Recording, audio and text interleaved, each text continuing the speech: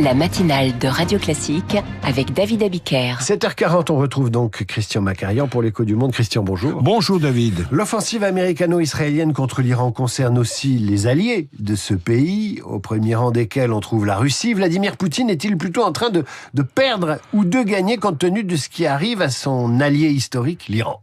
Alors, a priori, en raisonnant à court terme, les Russes ont trouvé un intérêt immédiat au conflit actuel en profitant de la hausse rapide des cours du pétrole. Aujourd'hui, le baril se négocie à un peu plus de $90, après une pointe à 119, au-dessus même de $119 la semaine dernière. Or, il se situait à $60 il y a encore un mois, ce qui, à l'époque, pénalisait particulièrement la Russie. Même si la Russie vend son pétrole globalement en dessous du cours du marché mondial, la hausse de la demande lui procure actuellement de nouveaux revenus qui ne manqueront pas d'être exploités pour financer de nouveau la guerre contre l'Ukraine. Cette augmentation subite des cours du pétrole est susceptible de compenser en partie les effets de l'embargo sur le pétrole russe imposé par les États-Unis et par les pays européens depuis le début de la guerre d'Ukraine. Les pays européens, il faut le rappeler, ont prévu de se séparer en totalité du gaz et du pétrole russe en 2027, mis à part bien sûr la Hongrie et la Slovaquie qui mènent leur propre jeu de compromission avec la Russie.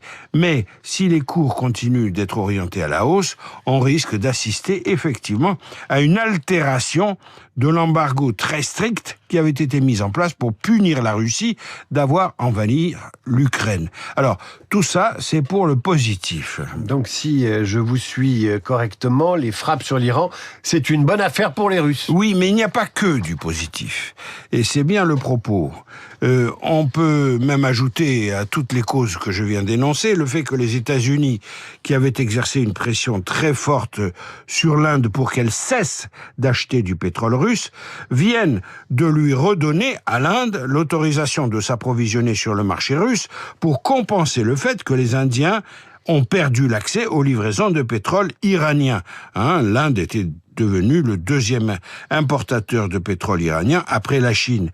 Le département du Trésor, exceptionnellement, vient d'accorder une faculté d'achat de 30 jours aux Indiens jusqu'au 4 avril. Alors, est-ce qu'il faut considérer cette situation sous d'autres angles ? Eh oui, il le faut, et il ne faut pas rester le nez scotché au cours du pétrole.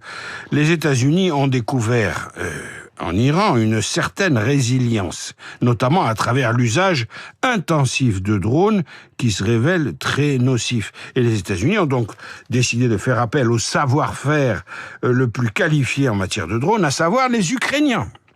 Des experts en drones ukrainiens seront donc au Moyen-Orient la semaine prochaine. Kiev espère ainsi échanger son expertise face aux drones de conception iranienne contre des missiles qui lui sont indispensables à sa défense antiaérienne face aux attaques russes.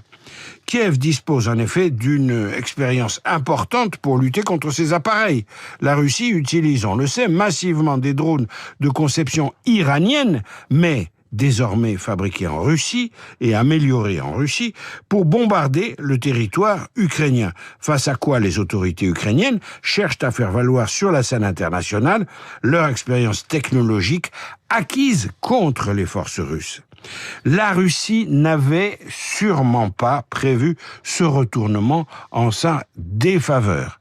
Comme la Russie n'avait pas prévu que le partenariat global russo-iranien qui a été signé en janvier 2025 soit d'un effet aujourd'hui insignifiant dans la défense de l'Iran face au déluge de feu américain et israélien.